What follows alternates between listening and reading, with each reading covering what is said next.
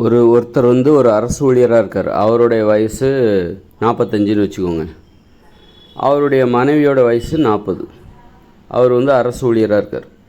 இப்போ அவர் வந்து இறந்துடுறாரு. இறந்த பிறகு என்ன ஆகுதுனாக்கா, அவர் அரசு ஊழியராக இருந்து இறந்துடுறார். 45 வயசில் இறந்துடுறார். இப்போ அவருடைய மனைவியோட வயசு 40 அல்லது 45ன்னு கூட வச்சுக்கோங்க, அல்லது 40ன்னு கூட வச்சுக்கோங்க. இப்போ என்ன ஆகுதுன்னா, அவர் அரசு ஊழியர் என்பதால் இப்போ அவருக்கு வந்து அவருடைய மனைவிக்கு இப்போ ஓய்வூதியம் கிடைக்குது. ஓய்வூதியம் வந்து அந்த அம்மா வந்து ஓய்வூதியம் வாங்கிக்கிட்டே இருக்காங்க. ஏன் அந்த அம்மாவுக்கு வந்து ஒரு வேலையை கொடுத்து அந்த சம்பளத்தை கொடுக்கலாம்ல? எவ்வளோ வேலைகள் இங்கே வேலைகள் செய்வதற்கு, அதாவது வேலைகள் நிரப்பப்படாமல் இருக்குது. நிறைய வேலைகள் தேவை இருக்குது, நிறைய வேலைகள் செய்யப்பட வேண்டியிருக்கு. அப்படி இருக்கும்போது ஒரு கணவன் இறந்துட்டாராமா, அதனால் அவருடைய மனைவிக்கு இப்போ ஓய்வூதியம் கிடைக்குது. அவருடைய மனைவிக்கு இப்போ அவர் இறக்கும்போது 45 வயசுன்னு வச்சுக்கோங்க. இந்த அம்மாவுக்கு 40 வயசு. அப்போது அவர் இறந்துட்டார் அப்படிங்கிறனால, அவர் ஒரு அரசு ஊழியருங்கிறனால அவருடைய மனைவிக்கு 40 வயசு மதிக்கத்தக்க ஒரு மனைவிக்கு இப்போ ஓய்வூதியம் கிடச்சிக்கிட்டே இருக்குது. அதுக்கு பதிலாக அந்த மனைவிக்கு ஒரு வேலையை கொடுத்து, அரசு வேலையை கொடுத்து, அதன் மூலம் அந்த ஓய்வூதியங்கிறத ஊதியமாக கொடுக்கலாம்ல? ஓய்வூதியம் ஏன் வீட்டில் உட்கார வச்சு அவங்களுக்கு காசை கொடுத்துட்ருக்கீங்க? அவங்களுக்கோ ஒரு வயசு 40 தான், 45 தான் இருக்குது அப்படின்னா, அவங்களும் ஏதோ ஒன்று படிச்சிருப்பாங்க. அவங்க படிப்புக்கு தகுந்த ஒரு வேலையை, அரசு வேலை எதாக இருந்தால் அதை அவங்ககிட்ட கொடுத்து, அவங்ககிட்டேருந்து வேலையை வாங்கிட்டு அவங்களுக்கு ஊதியம் கொடுக்கலாம்ல? இப்படி தான் வந்து பார்த்திங்கன்னா, இது வந்து நான் சொல்கிறேன் அப்படின்னா, இந்த தமிழ்நாட்டில் இது மாதிரி ஓய்வூதியம் வாங்குறவங்க கண்டிப்பாக ஒரு 2 லட்சம் பேருக்கு மேலே இருப்பாங்க, அல்லது 1 லட்சம் பேராவது கண்டிப்பாக இருப்பாங்க. இந்த மாதிரி கணவன் இறந்து போய் அதனால் அந்த ஓய்வூதியம் என்பது அவருடைய மனைவிக்கு போய்கிட்டு இருக்கும். ஆனால் அந்த மனைவி எந்த வேலையும் பார்க்க மாட்டாங்க, வீட்டில் இருந்து ஓய்வூதியம் வாங்கிட்டு இருப்பாங்க. ஆனால் வயசை பார்த்தா சின்ன வயசாக தான் இருக்கும்.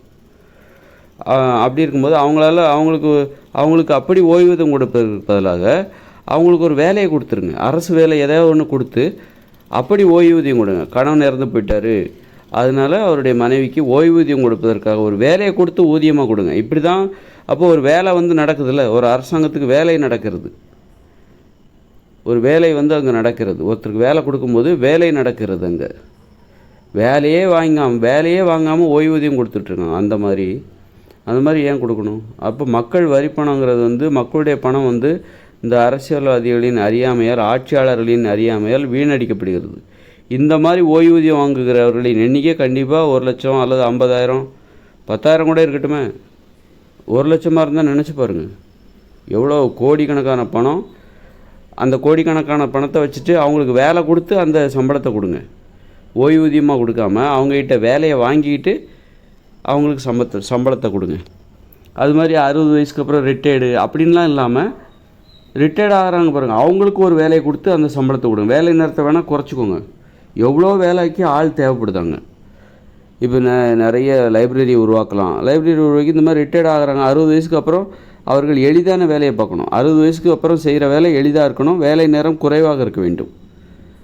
8 மணி நேரம் வேலை செய்கிறாங்களா, 60 வயசுக்கு அப்புறம் 4 மணி நேரம் வேலை பார்த்தா போதும். எளிதான வேலையை பார்த்தா போதும், ரொம்ப கஷ்டமான வேலையை நீங்கள் பார்க்க வேண்டாம். லைப்ரரி, நிறைய உடற்பயிற்சி கூடங்களை உருவாக்கணும், அதை நிர்வகிக்கிற பொறுப்பு. அப்புறம் சாலை ஓரங்களில் மரங்களை நட்டு, அல்லது எங்கெங்கெல்லாம் தரிசு நிலம் கிடக்கிறதோ அங்கெல்லாம் மரங்களை நட்டு பழங்கள் காய்கறிகளை தருகிற மரங்களை நட்டு அதை பராமரிக்கிற வேலையை தினசரி 4 மணி நேரம் மட்டும் பண்ணால் போதும். அந்த மாதிரி அப்போ இங்கே செய்ய வேண்டிய வேலை நிறைய இருக்குது. கோடிக்கணக்கான வேலை இங்கே தேவையாக இருக்குது. அது இந்த கண்ணுக்கு நமக்கு தெரில. அப்போ ஆனால் நம்ம வேலையே வாங்காமல் ஓய்வூதியம் கொடுத்துட்ருக்கோம். வயசாகிடுச்சு தான், அதுக்காக அவங்களுக்கு எளிதான வேலைகள் கொடுங்க. 4 மணி நேரம் வேலை வாங்குங்க. 8 மணி நேரம் வேலை வாங்குறப்பெல்லாம் 4 மணி நேரம் வேலை வாங்க. 70 வயசுக்கு அப்புறம் 3 மணி நேரம் வேலை வாங்குங்க. திரும்பவும் டெய்லி 3 மணி நேரம் வேலை பார்த்தா போதும், சனி நேரம் லீவு. எளிதான வேலைகளை அவங்களுக்கு கொடுங்க. அதை செய்கிறது ரொம்ப ஈஸி. அப்போ அவங்களுக்கு ஒரு மன நிறைவு இருக்கும்.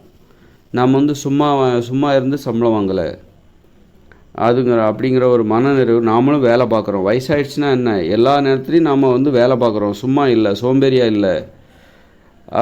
அப்படிங்கும்போது அவங்க மனசில் ஒரு தைரியமாக இருப்பாங்க. அவங்க வேலை செஞ்சு வாழ்நாள் முழுதும் வேலை செய்யணும், அப்போ தான் தைரியமாக இருப்பாங்க. நீங்கள் ஓய்வு எடுத்துட்டிங்கன்னா சும்மா இருந்துட்டிங்கன்னா அப்புறம் பயம் வந்துடும். வேலைக்கு போகாமல் சும்மாவே இருந்துட்டீங்க அப்படின்னா, ரிட்டையர்ட் ஆனதுக்கப்புறம் நீங்கள் சும்மா இருக்கிறீங்க வீட்டிலே அப்படின்னா அப்புறம் பயம் வந்துடும், ஆயுட்காலம் குறைஞ்சிரும். அப்போ நம்ம செய்கிறது அவங்களுக்கு நல்லது தான். நீ வீட்டிலே இருக்கக்கூடாது, 4 மணி நேரம் வேலை பார்க்கணும் அப்படின்னா, இந்த தமிழ்நாட்டில் 10 லட்சம் பேராவது ஓய்வூதியம் வாங்கிட்டு இருப்பாங்க. எல்லாத்துக்கும் நீங்கள் 10 லட்சம் பேருக்கு வேலை கொடுக்கலாம். நீங்கள் கொடுக்குற சம்பளத்தை கொடுக்குறீங்க, அவங்ககிட்டேருந்து ஒரு வேலையை வாங்கிட்டு கொடுங்க. அப்போ 10 லட்சம் வேலைகள் இங்கே நடக்கும். தமிழ்நாட்டில் ஓய்வூதியதாரர்கள் 10 லட்சம் பேர் இருப்பாங்க. அப்படின்னா அவங்ககிட்ட சும்மா பணத்தை ஏன் கொடுக்குறீங்க? அவங்ககிட்டேருந்து ஒரு 4 மணி நேரம் வேலையை வாங்குங்க. நிறைய வேலைகள் இங்கே இருக்குது. ஒரு சாலை ஓரத்தில் மரங்களை நட்டு அதை பராமரிக்கலாம். நூலகர்களாக அதுக்குன்னு ஒரு படிப்பு இருக்குது, அதை படித்து அது மாதிரி இருக்குது. அந்த வேலையை ஒரு 4 மணி நேரம் செஞ்சால் போதும். ஒரு நூலகம் 8 மணி நேரம் திறந்துருக்கு அப்படின்னா அப்போ 2 நூலகர்கள் தேவை. காலையிலேருந்து ஒரு 4 மணி நேரம் வேலை செய்யணும், அதுக்கப்புறம் அந்த 4 மணி நேரம் முடிஞ்சப்பறம் இன்னொருத்தர் வரணும். இந்த மாதிரி எளிதான வேலைகளை இந்த மாதிரி ஓய்வூதியதாரர்கள் இருக்காங்களா அவங்களுக்கு கொடுத்துருங்க. ஓய்வூதியங்கிற நடைமுறையே இருக்கக்கூடாது. எப்போ ஒருத்தரால் வேலையே செய்ய முடியாது என்னால் அப்படின்னு சொல்கிறாரோ அவருக்கு தான் சரி நீங்கள் வேலை செய்ய வேண்டாம், நீங்கள் வீட்டிலே இருங்க, என்னால் உடம்பு முடியல, நான் ரொம்ப நோயாளியாக இருக்கேன், அல்லது எனக்கு வயசு 80-90க்கு மேலே ஆகுது, என்னால் ரொம்ப நேரம் உட்கார முடியல அப்படின்னா அவங்களுடைய வேலை நேரத்தை 1 மணி நேரமாக்குங்க, 2 மணி நேரமாக்குங்க. இல்லை என்னால் 1 மணி நேரம் கூட வேலை செய்ய முடியாது அப்படின்னா அப்போ விட்டுருங்க. அதனால் மக்களுடைய பணத்தை ஏன் இப்படி சும்மா கொடுத்துக்கிட்டு இருக்கீங்க? 10 லட்சம் பேருக்கு நீங்கள் ஓய்வூதியம் கொடுக்கணும்னா 10 லட்சம் வேலைகள் இங்கே நடக்கும். அவங்களுக்கு 10 லட்சம் வேலைகளை கொடுங்க. எளிதான வேலைகளை 10 லட்சம் வேலைகளை கொடுத்து அப்போ எவ்வளோ செயல்கள் இங்கே நடக்கும், நாடு எப்படி முன்னேறும் பாருங்கள். சாதாரண வேலை, மரத்துக்கு தண்ணி ஊற்றுற வேலை, அதை பராமரிக்கிற வேலை, எங்கெல்லாம் தரிசு நிலங்கள் கிடக்குதோ அங்கெல்லாம் மா பலா கொய்யா அதை பராமரிக்கிற வேலை ஜாலியாக இருக்கும். ஒரு இயற்கையோடு இணைஞ்சி அவங்களுக்கெல்லாம் ஒரு தோட்டத்தை உருவாக்கி அதில் நீங்கள் இங்கே இருக்கிற மாமரங்களுக்கு தண்ணியை ஊற்றுங்க. அந்த பழத்தை அறுவடை விற்பனை செய்து அது ஒரு வருமானம். நிறைய பேர் உணவு பற்றாக்குறை தீரும், அவங்களுக்கு நிறைவாக இருக்கும். நாம் பயனுள்ள வேலைகளை செய்கிறோம், இயற்கையோடு இணைஞ்சி ஒரு ஆஃபீஸில் போட்டு அவங்கள முடக்கக்கூடாது. ஒரு 60 வயசுக்கு மேலே உள்ளவங்கள ஒரு அலுவலகத்தில் போட்டு முடக்காமல் உட்கார வைக்காமல் இந்த மாதிரி இயற்கையோட ஒரு தோட்டத்தில் அவங்களுக்கு உடல் உழைப்பும் கிடைக்கும், நல்ல வேலைகளும் இங்கே நடக்கும், உற்பத்தியும் அதிகரிக்கும், நாடு பயங்கரமாக முன்னேறும். இது கேட்குறதுக்கு நல்லா இருக்குது, இதை நடைமுறைப்படுத்தணும். அதுக்கு ஒரு தைரியமான ஆட்சியாளர்கள் தேவை. நல்லதுன்னு தெரிஞ்சால் அதை நடைமுறைப்படுத்துறதுக்கு ஒரு தைரியமான ஆட்சியாளர் தேவை.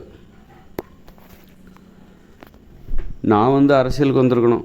ஏன்னா இதெல்லாம் யோசிக்கிறேன்னா எனக்கு அந்த தைரியம் இருக்குன்னு தானே அர்த்தம். தைரியம் இருந்தால் தான் அந்த யோசனையே வரும்.